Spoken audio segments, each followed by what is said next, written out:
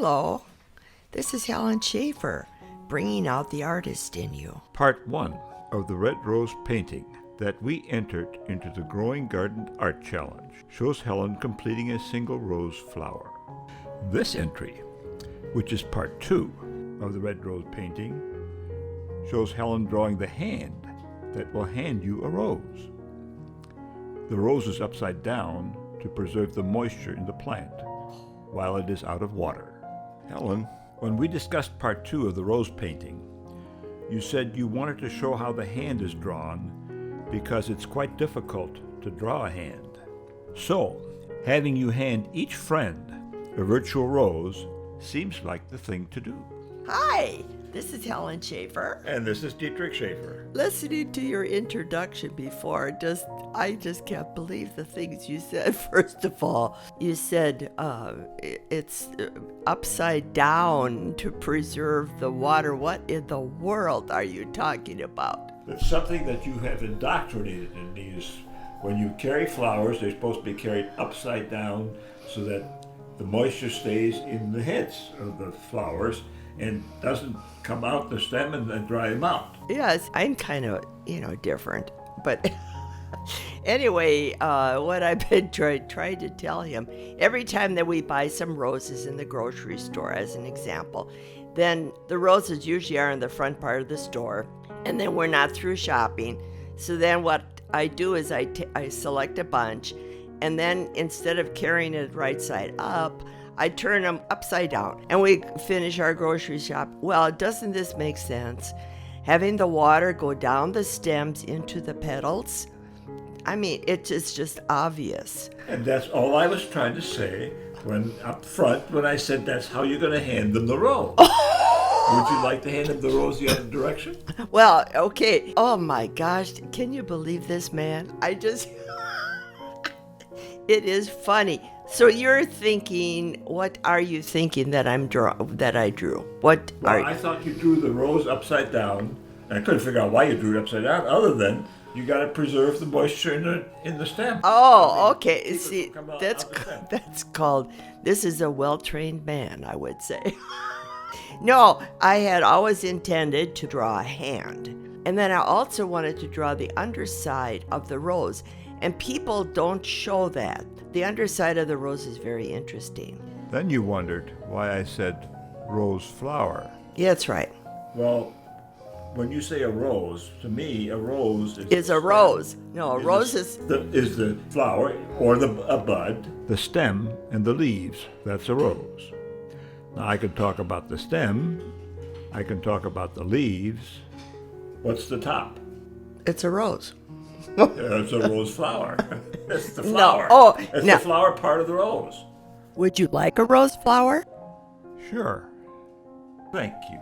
But I never heard anybody saying a rose flower before. I would say our friends maybe can put it into their comments if they have ever heard of the expression a rose flower.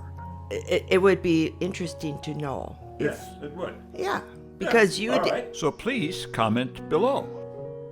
You said earlier that it's difficult to draw a hand. Why is it difficult? Why do you say it's difficult to draw a hand? It's a challenge. Okay, so tell us a little bit about how to draw the hand. Oh, well, first study your hand and then sketch it. Try to hold your hand in the same way so that your sketching will all look the same and have the same basic shape. Okay, then if you keep doing this until you're confident with it, then you're going to use watercolor, and you want to add different colors to achieve the skin look that you have on your hand. Start with transparent colors, and the most transparent that are easy to change would be the yellow paints. And this you can use for this first layer, and just put it in quickly. Once you have the basic shape and the color of the hand, the way you can check by putting your hand closer to it. And then you'll want to look at your hand again and start doing some finishing work after you have the coloration is very important. So try to get the colors the way they should look before you go to the colored pencils. So you want to look at your paints and see what colors you might want to build it up so that the color looks close to your skin. And then when you have that done, then go ahead and take the watercolor pencils. Try to match the skin, but let's say that you're going to draw some wrinkles in the skin, like in your fingers. They're going to want to be like one shade darker than what you have the skin colored on your work. And use a watercolor brush to activate after you have the watercolor pencil done, then activate it very carefully with your small brush and water. You know what? What? I'd like to thank YouTube. You'd like to thank me? YouTube. Oh, YouTube. YouTube. Okay. And the reason I want to thank YouTube is because YouTube is providing the virtual roses. Okay, that's true. Yeah. That we're going to hand to you. So thank you, YouTube, for giving us this opportunity. Right. So, we hope you enjoyed this video as much as we enjoyed bringing it to you.